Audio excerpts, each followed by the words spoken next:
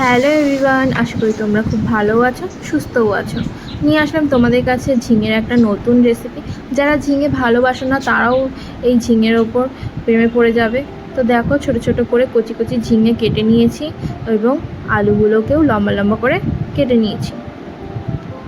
অন্যদিকে হচ্ছে দেখো, মিডিয়াম সাইজের চিংড়ি মাছগুলো নিয়েছি, এগুলোকে ভালো করে কেটে নেব।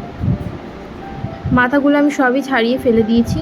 এদিকে হচ্ছে মা আমাকে মশলা করে দিচ্ছে, জিরে আর কাঁচা লঙ্কা। আর মার মশলা করতে করতে আমি এদিকে হচ্ছে আলুগুলোকে ভেজে নেব। আলুগুলো ভাজতে ভাজতে মার এদিকে মশলা হয়ে গেল। আর অন্যদিকে আমি তেল গরম করে ওই আলু ভাজার তেলের মধ্যেই কালো জিরে আর কিছুটা এমনি জিরে দিয়ে দেবো।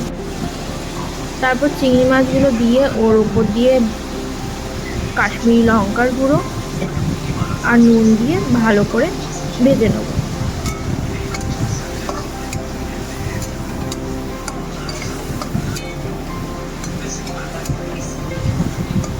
ভালো করে ভেজে নেওয়ার পর এর মধ্যে দিয়ে দেবো পরিমাণ মতো হলুদ।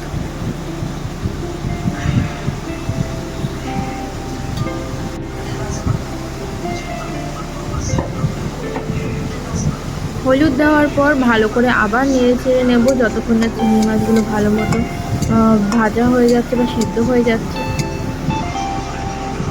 এরপর দিয়ে দেবো এর মধ্যে বেটে রাখা মশলাটা দিয়ে ভালো করে নেড়ে চেড়ে যতক্ষণ না এই মশলা থেকে তেল বেরিয়ে আসছে ততক্ষণ কষাতে থাকবে।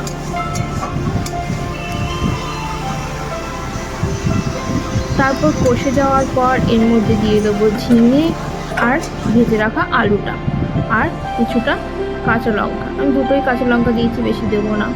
তারপর এর মধ্যে দিয়ে দেবো পরিমাণ মতো জল। তারপর কিছুক্ষণ ঢেকে রাখবো।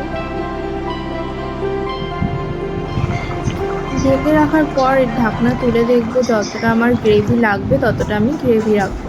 তো দেখো, হয়ে গেছে রান্না। তোমরা এটা খেয়ে দেখতে পারো একবার ট্রাই করে, কেমন লাগে তোমাদের। আমার তো খুব ভালোই লেগেছে। যদি তোমাদেরও ভালো লেগে থাকে, লাইক, শেয়ার আর ফলো করে দিও, যাতে আমি নতুন নতুন ধরনের তোমাদের সামনে রেসিপি নিয়ে আসতে পারি। খেতে কিন্তু দারুণ হয়েছে। তো টাটা।